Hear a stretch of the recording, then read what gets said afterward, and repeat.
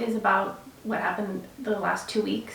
I actually made a video for last week and I didn't get around to editing the video.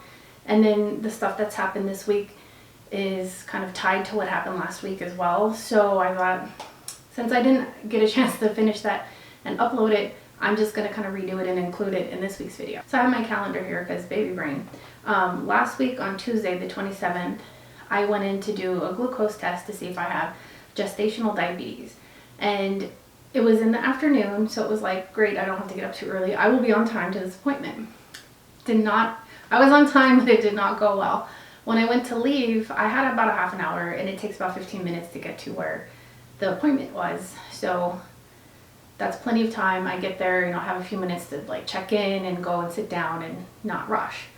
But when I was walking out, I was pressing the key fob on to get my car to unlock, and it didn't. So I'm like, oh, okay, my car's older. It got in 2012. I thought maybe the battery died. I'm like, whatever. I just use the key to open the door. And then I go to sit down and I went to turn it on. It was like, okay, the battery's dead. So I didn't feel like trying to wait around for AAA to come give me a jump. And I just went in and I told my husband, I'm like, my battery's dead. I need to take your car. He's like, okay, no problem. And he started asking questions. Like, I really don't have time to deal with that. I want to make it to my appointment and not rush. So I'm just going to deal with it when I get back. I'm like, if you feel like looking at it, go ahead. I'll take care of it when I get back home. He's like, all right. So he went back to work and I went to the appointment. I know I mentioned in my last video I talked about Kaiser. I can't remember if I mentioned that I had Kaiser before in previous videos, but Georgia's very different from California Kaiser. It's not as streamlined, and they use a lot of other hospitals. Like they use this Emory system. There's one of the hospitals by here is called Emory Johns Creek, and eventually that's where we want to have our baby because we're going to be changing insurances at the end of this year. So they end up kind of using their facilities often. But for this appointment, I did go to the Alpharetta Kaiser, and because of the coronavirus, they don't have as many people working there. So they do have people to check you in, and then they also have a kiosk where you can check in. And to try and avoid touching things and talking to extra people, somebody wipes down the kiosk. So I went there and I checked in, and I went to my appointment, which was upstairs, and I sat down and I started waiting. There was another woman who got there at the same time as me, and they called her in before me. I'm like, okay, that's fine. Her appointment could have been a few minutes before mine because I was a few minutes early. And then another woman came, and I was like, okay, I've been waiting for like 15 minutes at this point. So I'm like, well, they should be calling me next. When the third person went to go in, I was like, excuse me. I'm like, I think I have been overlooked or something, because I checked in and you guys haven't called me, and I've been waiting half an hour at that point. So the woman was like, okay, what's your name? So I'll have somebody come out. I'm like, okay. So I waited a few minutes and somebody came out and she asked my name again, and she's like, yeah, we have you down, but it didn't let us know that you're here. I'm like, I checked in at the kiosk. And she's like, oh, okay, well, give me a minute and I'll come back and get you. I'm like, all right, fine. So the kiosk doesn't work for me for some reason.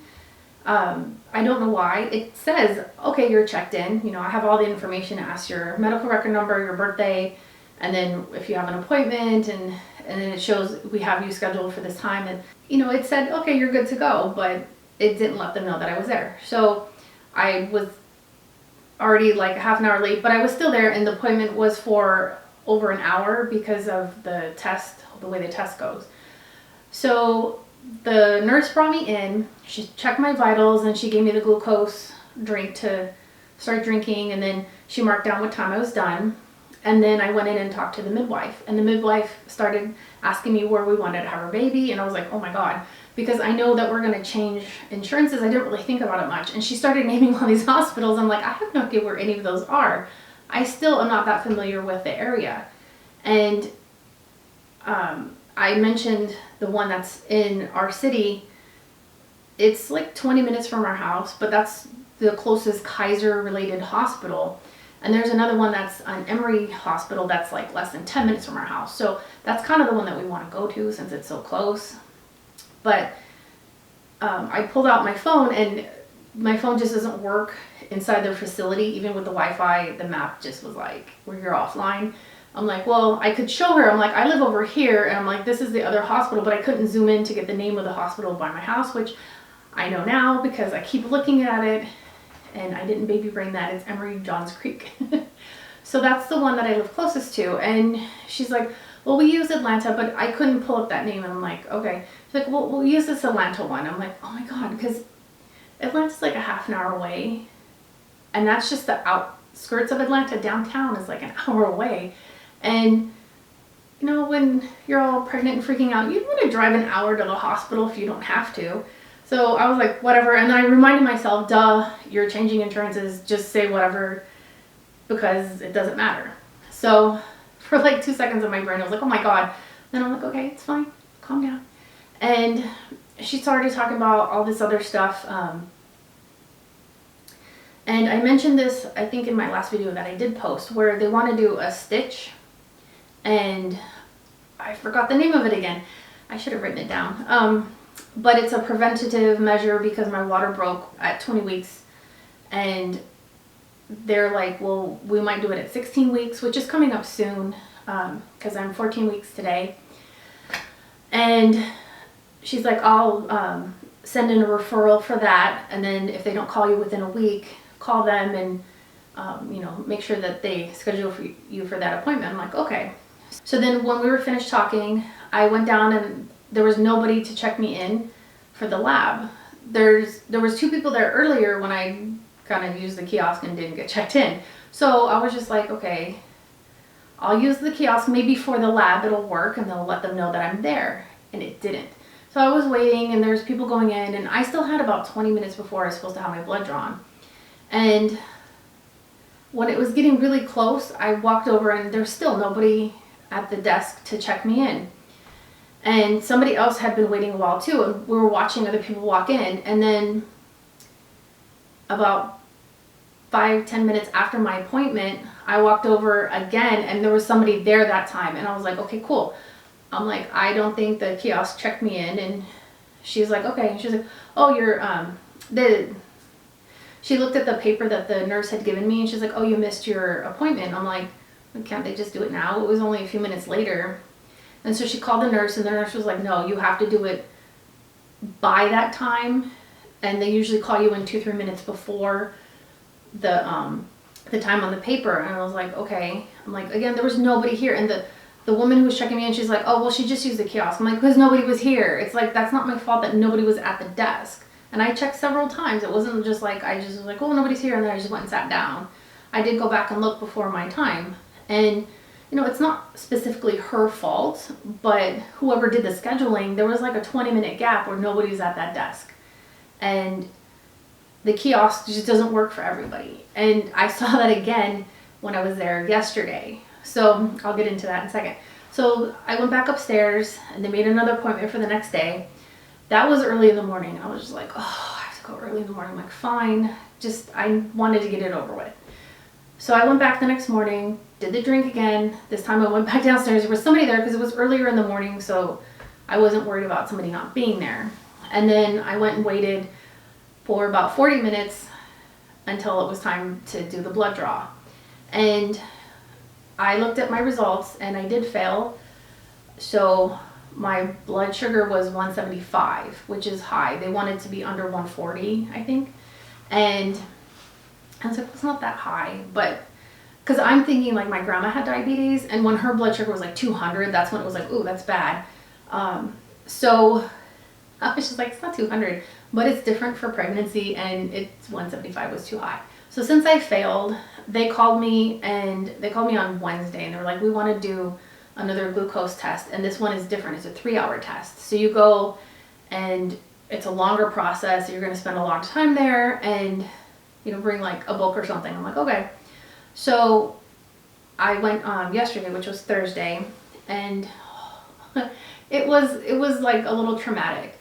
The appointment itself wasn't that bad, but I had to fast. So after midnight on Wednesday, I didn't have anything to eat. The only thing I could do was drink water. They were fine with that because they said it helps the blood come out. So if you're dehydrated, your blood doesn't want to come out.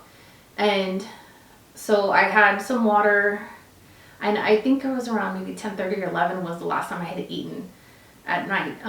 And it was like a small snack anyway. So I was there, and I went and checked in with the person because I was just like, I know that the kiosk doesn't work. And the person who scheduled the appointment on the phone told me to go where I went before. So I went back upstairs and I waited for a half an hour. Nobody came out in that half hour, and they had like a little doorbell. So I went and rang it, and she was like, no, you're supposed to just go directly to the lab for this test. We don't do it here. I was like, okay, the person on the phone told me to come here. So then I went back downstairs. They had called me at the lab. I missed that. But because I hadn't drank the glucose stuff yet, it was fine. And she's like, okay, I'll check you in again, and they'll call you in a few minutes.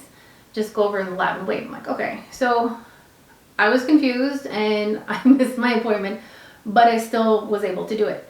So they didn't call me until almost 10 o'clock. And so I was there for almost 4 hours instead of 3. So the first thing they did was they took some blood to do like a baseline test to see how my blood was with fasting and if my blood sugar was a normal level, which it was. And then I went back about 10 minutes after they did that, and I drank the glucose stuff. And then he's like, okay, I'm going to call you in an hour. So I went back in the waiting room, and I had my iPad with me. So I like played a game or was like reading stuff. The Wi-Fi worked there, so that was kind of nice. And after an hour, he called me back and he did some blood work, and he's like, okay, I'll call you back in another hour. So again, I waited. Then they did another blood draw. And then at 3 hours again, another blood draw. And then I went to go home, and I hadn't eaten. And at this point, it was like 1 something. And I was just like, okay, we have some food at home, but I kind of don't feel like preparing anything because I'm really hungry. I didn't want to eat like fast food. And the only things I really had that I could have brought with me that would have lasted in my purse were like kind of junk foody things that we have them, but I don't eat them very often. So I was just like, I'm going to stop at the grocery store, get something, because they have a lot of pre-made food that's healthier than fast food. And I grabbed some stuff, and then I started driving home. And when I got to my neighborhood, I was like, ooh, I started feeling really dizzy. And I was like, okay, I really got to eat something. And I called my husband because I was just like, I don't feel good. I need him to come out, because it got worse like that. Just like 3 minutes driving through my neighborhood to the house, I started getting sweaty and very clammy, and my eyesight started getting a little blurry. And I was driving slow, and it's a really quiet neighborhood, so I'm like, okay, I'm not going to hit anything or anybody, because I could still see people and shapes. I was just like, I'm this close, I'm just going to go home. And my husband wasn't answering, and then he texted me, I'll call you later. And I was like, I texted him back, I'm like 911. And I got to the driveway, and I pulled up, and I just went in the house, and I just laid on the couch because I felt like I was going to faint. And he didn't hear me because he has headphones on a lot. So I had my phone in my hand, and I was just like, oh, I'm going to call him again. And he texted me, I'm busy. I'm like, I need you right now. So I called him, and then I kind of yelled, which I don't like yelling, but I was like, I really need you to help me. And he comes out, he's like, are you okay? I'm like, no. Like, I seriously need your help. And I'm like, I need to eat something right now. My blood sugar dropped a lot, and I wasn't feeling good. And my grandma had diabetes. And so I knew, like, I was probably going into, like, a diabetic coma. Like, if I hadn't eaten anything, I would have passed out, and, like, it would not have been good. So he got the food from the car, and he gave it to me, and I started eating. And I ate too quickly, and then I started feeling sick. But I was just like, oh, it was better. Because I actually took my shirt off because I was so sweaty. And you get, like, clammy. You feel cold, but you're sweating. And I was just like, oh, this is a weird feeling. It's like, whoa. He's like, I didn't realize you were that bad. I'm like, I normally wouldn't call you like 6 times in a row if I was fine. I don't do that to him. I know he's working during the day. If I call him and he doesn't answer, it's like, okay, he'll call me back later when he's not busy. I'm not one of those like, why aren't you talking to me? And, I don't get upset because I get that he's working. But some people, like younger people, they're just like, your phone is in your hand 24/7, and they're like, you didn't answer 2 seconds later. What's wrong? You're mad at me. It's like, I don't jump to that conclusion. But he just didn't get that, like, this was actually really important. And also, for some reason, he didn't get a few of my text messages, because I actually texted him 911, please help. And he didn't get those. And I was like, okay.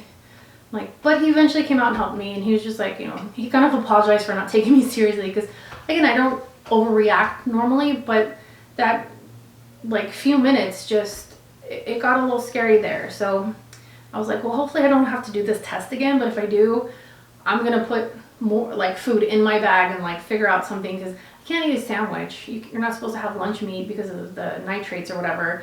And I was just like, I'll figure out something that can stay in my purse that I can eat and not, worry about it. But I talked to the doctor today, and I saw my test results last night. And so I had Googled, having high blood sugar, and like I saw other women, they did the 1 hour test and they failed, but then they did the 3 hour test and they passed. So when I saw my results, I'm like, oh, I failed the 1 and 2 hour test, but the 3 hour test, my blood sugar had leveled off and was a really good number. It was like 80 something. So I'm like, I'm fine. But when the doctor called me this morning, she's like, so you failed? And I was like, what? And I looked at the results again and stuff, and while she was talking to me, and so the 1 and 2 hour, it wasn't just the sugar number, it was other things that they were testing as well. And my levels weren't hugely over, but they were still like high enough that they're like, we're gonna diagnose you with gestational diabetes. And I'm like, great. So I was kind of like, all right, now what are we gonna do? And she said that they're gonna call me. So while I was waiting for the video to download to my computer, I got a call from the nurse, and I was like, oh, I'm just gonna re-record the end because now I have more substantial information about what's gonna happen next week. And before I was like, well, I think I'm gonna have an appointment. Now I definitely know. So I have to do some like little exam thing online, and then Monday afternoon I'm gonna go see the nurse, and I have to go to the pharmacy beforehand, pick up the equipment, and then she'll explain how to use the blood sugar testing equipment. And I kind of already know how to use it because I took care of my grandma who had diabetes, but this one is just more advanced. It'll directly upload my information to my chart, so they'll be able to track my blood sugar as well.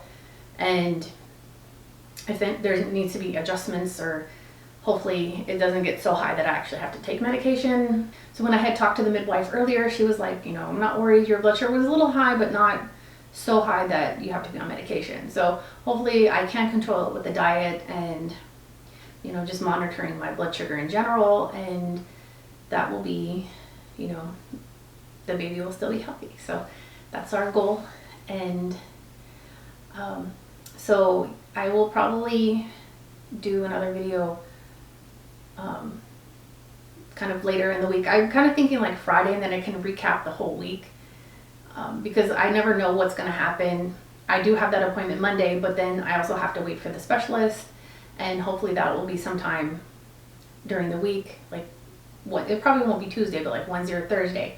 So I'll just be able to add everything in instead of doing like half of a video and then uploading like, a 5-minute thing. I can kind of combine everything for the whole week because that makes more sense. So I will see you guys in a week.